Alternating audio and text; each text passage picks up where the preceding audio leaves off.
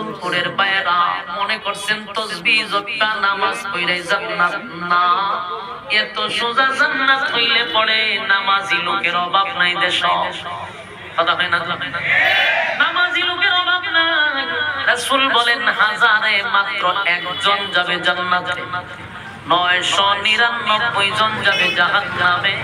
তাহলে অসংখ্য মানুষ নামাজ পড়ার পরও জাহান্নামে যাবে রে, হজ করার পরেও জাহান্নামে যাবে, দান সদকা করার পরেও জাহান্নামে যাবে রে, যুদ্ধের ময়দানে যুদ্ধ করেও জাহান্নামে যাবে। এ যুবক ভাই, তাসবিহ দিনে রাতে খতম দিয়েও জাহান্নামে যাবে।